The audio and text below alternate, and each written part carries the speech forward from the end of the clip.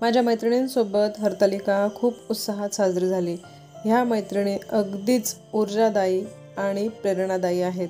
सगळ्याच नोकरी करणाऱ्या शिक्षिका आहेत मोस्ट ऑफ आमच्या सगळ्या मैत्रिणी, आणि ह्या एनर्जीने भरलेल्या सगळ्या माझ्या मैत्रिणींकडून एनर्जी घेऊन आता आम्हाला सगळ्यांना वेध लागले आहेत ते बाप्पाच्या आगमनाचे।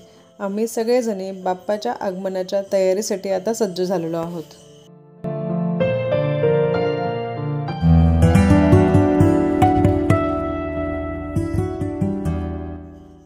नमस्कार मैत्रिणींनो, हा गणेश स्थापनेचा दिवस आहे। पण हा दिवस सुरू झाला आहे ब्राह्मणाला शिदा देण्यापासून, म्हणजे हरतालिकेचा व्रत केला आहे तर हा शिदा दिला जातो। जसं गव्हाचं पीठ असेल, तांदूळ असेल, डाळ असेल, बटाटे असतील, तूप असेल, रवा असेल, असा तो शिदा काढून आम्ही ब्राह्मणाला दिला, काही दक्षिणा दिली आणि ते शिदा देऊन मी घरी आलेले आहे।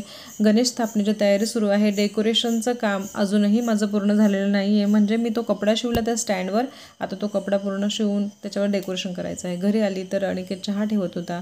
आता उपवास सोडण्यासाठी काकडी महत्त्वाची असते। आता भरपूर काकडी असते रोज, पण आज कुणाचकडे काकडी मिळाली नाही, बाजारातही मिळाली नाही।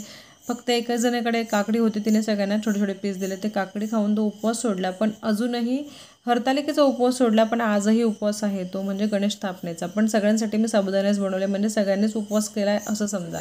गणेश स्थापनेपर्यंत उपवास करायचा असतो।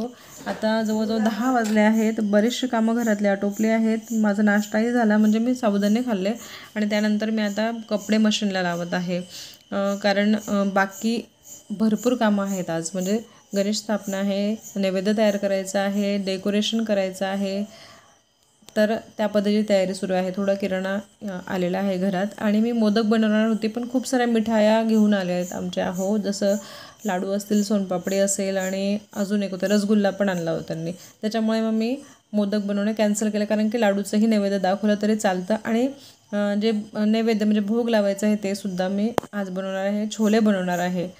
चहा बनवला मी आता, कारण गेस्ट आलेले आहेत, गेस्टसाठी चहा बनवला।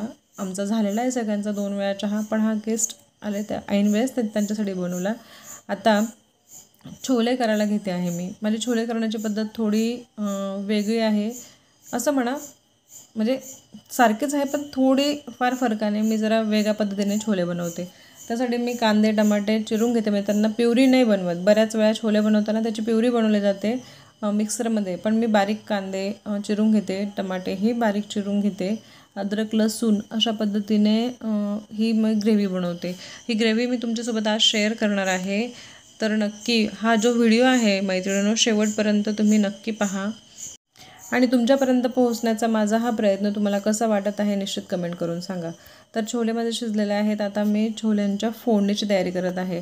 आता यासाठी मी तुम्हाला आधीच म्हटले की कांदे लसूण बारीक चिरून घेतलेले आहे आणि त्यामध्ये मी अद्रक लसूणची पेस्ट टाकते। आता अद्रक लसूणची पेस्ट मी अगदी पारंपरिक पद्धतीने खलबत्त्यात कुटते, म्हणजे आपण खूप सारी ती मिक्सरमध्ये काढू शकतो, पण मी ती कुटून घेते, छान टेस्ट येते। आणि हा जो खलबत्ता आहे हा खूप जुना आहे, म्हणजे जवळजवळ 30-35 वर्ष जुना आहे असं समजा, तुम्हाला सासूबाईंनी मला दिलेला आहे। फोडणीला मी जिरं मोहरी आणि कढीपत्ता घातलेला आहे। मी प्रत्येक भाजीमध्ये कढीपत्ता घालते, असं म्हणतात की आरोग्याला चांगला असतो आणि ती मला सवय झाली आहे। कढीपत्त्याच्या टेस्टची पण सवय झाली आहे आम्हाला सगळ्यांना। या ठिकाणी मी कांदे टाकलेले आहेत फ्राय करायला, ते छान फ्राय होऊ दिले, लाल होऊ दिले, आणि त्यानंतर मी अद्रक लसूणची पेस्ट त्यामध्ये घातलेली आहे। तेही झाल्यानंतर त्यानंतर मी टोमॅटो टाकले आहेत, टोमॅटोही मी चांगले होऊ देणार आहे। टोमॅटो चांगले पूर्णपणे शिजण्यासाठी त्यात थोडंसं मी मीठ घालणार आहे, जेणेकरून ते टोमॅटो पूर्णपणे शिजून जातील आणि एक प्रकारे प्युरीसारखीच पेस्ट त्या ठिकाणी तयार होईल। जोपर्यंत टोमॅटो त्या ठिकाणी शिजत आहे तोपर्यंत मी या ठिकाणी भात टाकून घेतला आहे, कारण की मी छोले भात आणि चपाती अशा पद्धतीचं आज जेवण बनवणार आहे। कुकर या ठिकाणी भाताचं मी लावून दिलेलं आहे आणि परत आपण आता शिफ्ट होऊया आपल्या छोलेकडे। आता या ठिकाणी टोमॅटो पण छानपैकी मॅश होऊन गेला आहे, म्हणजे पूर्णपणे शिजून गेला आहे। थोडेसे छोले मी बाजूला काढत आहे, कारण की गणपतीला नैवेद्य दाखवताना त्यात कांदे लसूण नसावे असं मला वाटतं, म्हणून ती भाजी मी वेगळी बनवणार आहे। या ठिकाणी मी छोले मसाला, गरम मसाला, हळद, लाल चटणी आणि त्या ठिकाणी धणे पावडर काढलेला आहे। अशा पद्धतीने हा जो मसाला आहे सगळा मी एका ताटलीमध्ये दाखवण्यासाठी काढला, नाही तर मी तर ताटलीत काढत नाही, मी डायरेक्ट ते फोडणीतच टाकते। यात मी थोडं ते छोले शिजवलं जे पाणी आहे ना ते टाकले आहे। आता छोले शिजवताना मी खूप साऱ्या शिट्ट्या घेतल्या, म्हणजे पूर्णपणे मऊसूत ते छोले शिजलेले आहेत अगदी लोणीप्रमाणे। तर ही सगळी फोडणी तयार झाली। त्या फोडणीमध्ये मी थोडंसं पाणी टाकलं जेणेकरून तो मसाला असा फुलून आलेला आहे आणि त्यात थोडेसे छोले टाकले आणि ते मी चमच्याने मॅश करते आहे जेणेकरून ग्रेव्ही जी आहे ना ती दाट येईल यासाठी. आणि अशा पद्धतीचे छोले खूप सुंदर लागतात. आता याच्यात मी ना कसुरी मेथी टाकली आहे ना टेस्ट मेक करण्यासाठी मी त्याच्यामध्ये थोडीशी साखर टाकली. काहीही टाकलं नाही तरी पण छोले खूप सुंदर झाले होते. याचं कारण एकच आहे की छोले मसाल्यासोबत मी गरम मसाला पण टाकते आणि टेस्ट बरोबर मॅच होऊन जाते आणि जी आपली देसी टेस्ट आहे म्हणजे आपली खानदेशी जी टेस्ट आहे ना ती याच्यामध्ये येते आणि हे छोले खूप सुंदर लागतात. कढीपत्ता असल्यामुळे आणि त्यातवर मी कोथिंबीर टाकली आहे. झाले छोले तयार झालेले आहेत. खूप सुंदर असे छोले त्या दिवशी बनले होते. खरंच आता खाऊन झालं आहे म्हणून सांगू शकते की खूप टेस्टी असे बनलेले होते. हां, इथे चालू आहे ते डेकोरेशनची तयारी. बरंचसं आता आयडिया येऊन गेली आहे की कसं करायचं आहे, त्यामुळे फक्त आता ते लावायचं आहे. मी या ठिकाणी बसून म्हणजे बाकीचा स्वयंपाक झालेला आहे, छोले तयार झालेले आहेत, भात तयार झाला आहे, तो ठेवून दिला बाजूला आणि या ठिकाणी मी डेकोरेशन करायला सुरुवात केलेली आहे. आता असं आहे की आम्ही सगळे मिळूनच करतो आहे. सगळ्यांच्याच आयडिया या ठिकाणी कामी येत आहे. अशी जी कामं आहेत ना ती जेव्हा आपण सगळे मिळून करतो ना तर आयडिया भरपूर निघून येतात आणि खरंच जे काही तयार होतं ना ते खूप अप्रतिम तयार होतं आणि खरंच हे जे आहे ते अप्रतिमच तयार झालं. आता हे बनवत होती, पुन्हा गेस्ट आले.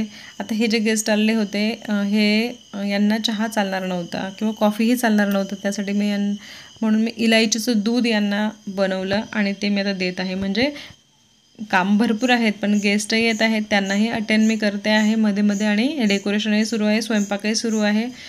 असंच असतं. बाप्पा ज्या दिवशी येणार असतात त्या दिवशी खूप लगबग सुरू असते आणि ती लगबगही खूप आवडती असते. कारण की बाप्पाच्या आगमनाची जी प्रतीक्षा आहे ती आता संपणार होती आज आणि तो आनंद म्हणजे काहीतरी वेगळाच असतो. आणि जेव्हा हा कोपरा सजला तो कोपरा अगदी अप्रतिम, अगदी नवीन असं वाटायला लागलं. घरात काहीतरी नवीन आहे असंच वाटायला लागलं. तो मी कोपरा सजवून आली. आता या ठिकाणी मी पुन्हा किचनमध्ये परत आलेली आहे कारण मला बाप्पांसाठीची जी छोलेची भाजी बिना कांदे लसूणची ती बनवायची आहे. ती साधीशी बनवली. मी इथे जिरं मोहरी आणि कढीपत्त्याची फोडणी देऊन टोमॅटो टाकला, थोडंसं चटणी टाकली, गरम मसाला छोले मसाला टाकला आणि ते छोले टाकून मीठ टाकून पाणी टाकून ही भाजी रेडी झालेली. याच्यात मी थोडीशी कोथिंबीर टाकेल.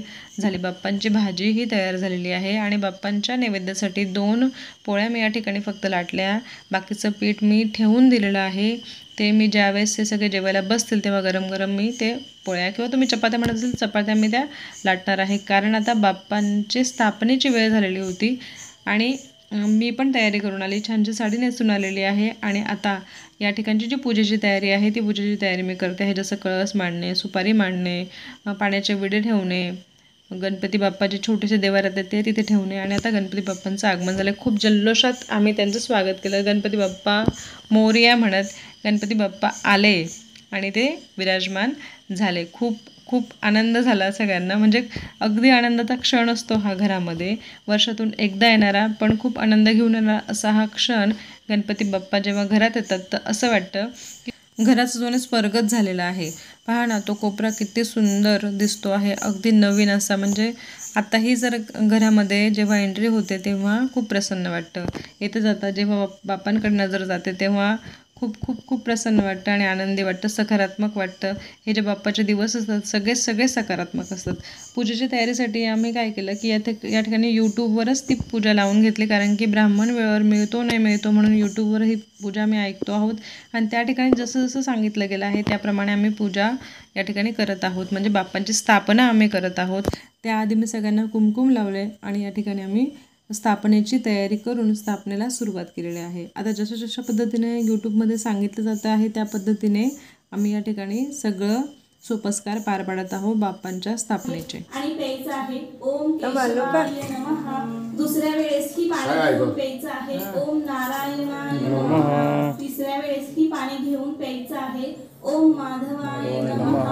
आणि पुढील नावाच्या वेळी हातातील पाणी खाली ताम्हणामध्ये सोडायचं आहे ओम गोविंदाय नमः.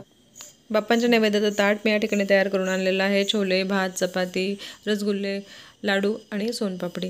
बाप्पांनी तो गोड मानून घ्यावं आणि आम्ही खूपच निर्मळ मनाने ही पूजा करत आहोत, खूप साध्यापणाने ही पूजा करत आहोत.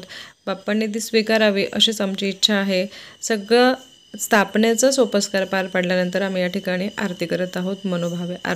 वक्रतुंड महाकाय सूर्यकोटी समप्रभ निर्विघ्नं कुर्मे देव सर्व कार्येषु सर्वदा. तर बाप्पा सगळेच कार्य तू अगदी सुरळीतपणे पार पाडावे, सगळ्या जगाला सुखी ठेवावे. हा जो व्हिडिओ पाहत आहे त्यांना देखील तू अगदी सुखी समृद्धी ठेवावे. तुझ्या आगमनाने सगळेजण आनंदी व्हावे, दुःखाचा लवलेश दूर व्हावा, सर्व प्राणी मात्र सुखी व्हावे, हीच तुझ्या चरणी मनापासून प्रार्थना. जय जय गणेशा. आम्ही सर्व कुटुंब मिळून ही पूजा केलेली आहे, स्थापना केलेली आहे. आजचा दिवस खूप आनंदाचा असा असतो. ज्या ज्या घरी गणपती बसतात त्यांच्या घरी हा सोहळा पार पडतो आणि सगळेजण खूपच आनंदी असतात. आता आमच्या बाप्पांचा थाट पहा, अगदी सुंदर असे बाप्पा आमचे सजलेले आहेत आणि सुंदर असं मनमोहक असे बाप्पा दिसत आहेत. बाप्पासोबतचे हे फोटो वर्षानुवर्ष आता मेमोरी म्हणून राहतील आणि दरवर्षी खूप छान छान फोटो आम्ही बाप्पासोबत काढत असतो.